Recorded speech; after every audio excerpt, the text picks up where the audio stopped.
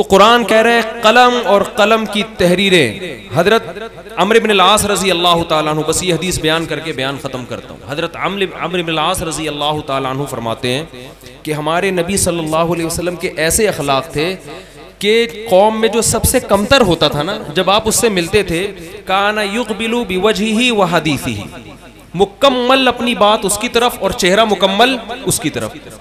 फरमाते मैं जब नबी की खिदमत में आता तो आप सल्लल्लाहु अलैहि वसल्लम मुकम्मल चेहरा मेरी तरफ करके मुकम्मल तवज्जो के साथ मुझसे कलाम करते, हत्ता ज़ननतु अन्नी खैरुल कौम, मुझे लगा कि सहाबा में सबसे बेहतर मैं हूं, क्योंकि इतनी इज्जत दे रहे हैं मुझे। वो हर एक को ऐसे ही देते थे।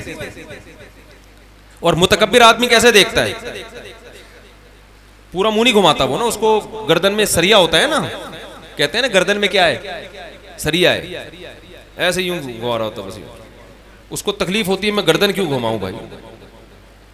तो हमारे नबी पूरा चेहरा घुमाते थे। जब मुसाफा करते तो जब तक सामने वाला हाथ ना छोड़ता आप सल्लल्लाहु अलैहि वसल्लम हाथ न खींचते। लेकिन एक जनरल नॉलेज के लिए एक बता दूं, देखो इस जमाने में रश इतना है ना, लोग फिर कहते हैं कि ये हमसे यूं मुसाफा की और निकल ली है। अगर हम इस तरह से इतने रश में हज़ारों में मुसाफा करें और हाथ जब तक आप ना छोड़ें हम ना छोड़ें, पुलिस आके छुड़वाएगी मेरे भाई, फिर मर जाएगा आदमी। तो ज़रूरत के हकाम बोलो भाई कुछ और होते हैं, मजबूरी के हकाम कुछ और होते हैं।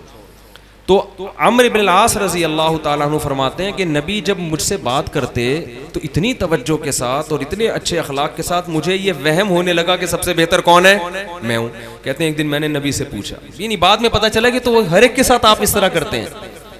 फरमाते हैं एक दिन मैंने रसूलुल्लाह सल्लल्लाहु अलैहि वसल्लम से पूछा, या रसूलल्लाह हल अना खैरुन अम अबू बकर, भाई या रसूल अल्लाह मैं सबसे बेहतर हूं या अबू बकर।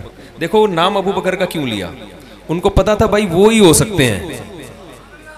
इनके जहन में ये बात, ये नहीं पूछा कि अबू बकर बेहतर है या नहीं, ये तो पता था वो बेहतर हैं। अपने बारे में वहम हुआ कि शायद मैं उनसे भी नहीं। सहाबा के हाँ ये बात तयशुदा थी कि सबसे पहले अगर किसी का मुकाबला किया जाएगा तो किससे, अबू बकर से।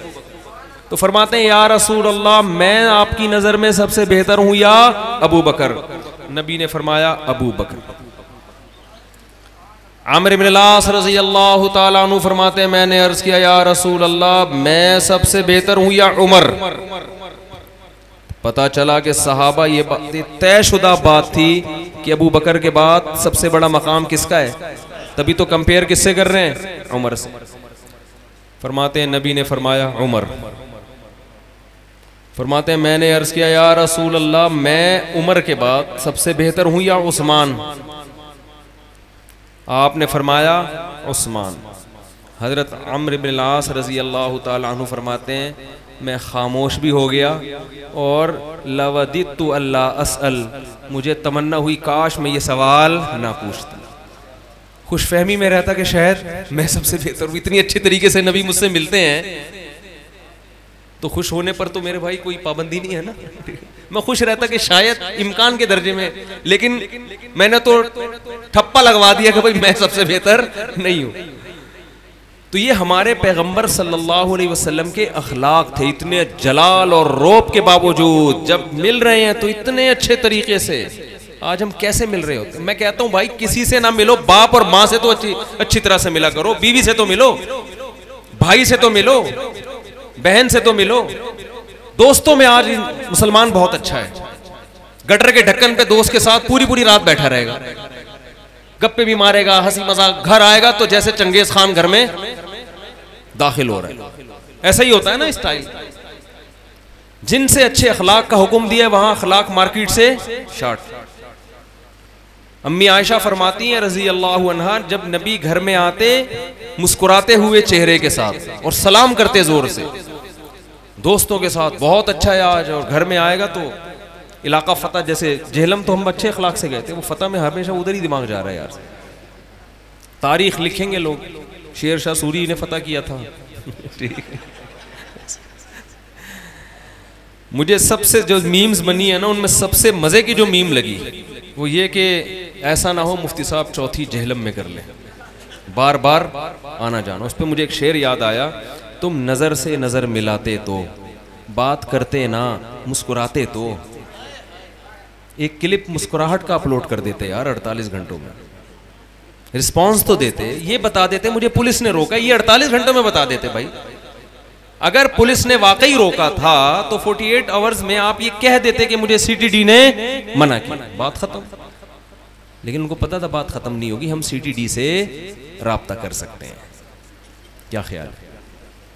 हम थाने से राब्ता कर सकते, हम लेटर निकलवा भी सकते, इम्कान था ना इसका कि हम लेटर निकलवा सकते थे, उलमा से राब्ता करवाते थे, भाई हम कोई फसाद मचाने नहीं आए, हम बातचीत के जरिए आए हैं, मोहब्बत से बातचीत होगी। इसको आप प्रोफेशनल जो मुनाजरे होते हैं, प्रोफेशनल मुनाजरे, वो नहीं है, ये तमीज़ से कुछ इज्जत मोहब्बत की बातें होंगी, तो बहुत कुछ हो सकता था। लेकिन वो पुलिस ने इनको मना किया था कि आपने बातचीत नहीं करनी, और ये भी मना किया था कि ये भी नहीं बताना कि पुलिस ने मना किया है, और अभी नहीं बताना, बाद में बता देना।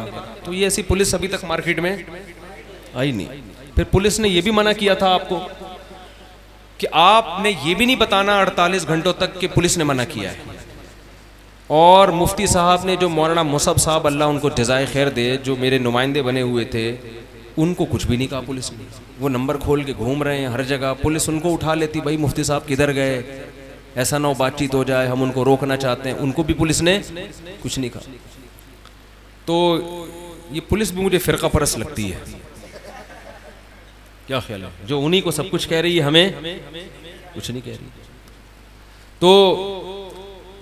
तो इसलिए मैंने कहा कि तुम नज़र से नज़र मिलाते तो, बात करते ना मुस्कुराते तो। इख्तिलाफात होते रहते हैं, आना जाना था आते जाते तो, है भाई। तो ये नवाज देवबंदी है ना, उनका इंडिया का उस शायर का बड़ा ज़बरदस्त शेर, वो अपने घर के दरीचों से झांकता कम है, ताल्लुकात तो अब भी हैं, राब्ता कम है। तो भाई आप कुछ तो करते हैं ना। खैर, हमारे नबी सल्लल्लाहु अलैहि वसल्लम की जो कसम अल्लाह ने उठाई, समझ में आ गया ना, कलम कैसे गवाही देता है कि आप मजनून और दीवाने नहीं। अल्लाह हमें अपने हबीब सल्लल्लाहु अलैहि वसल्लम की मोहब्बत नसीब फरमाए।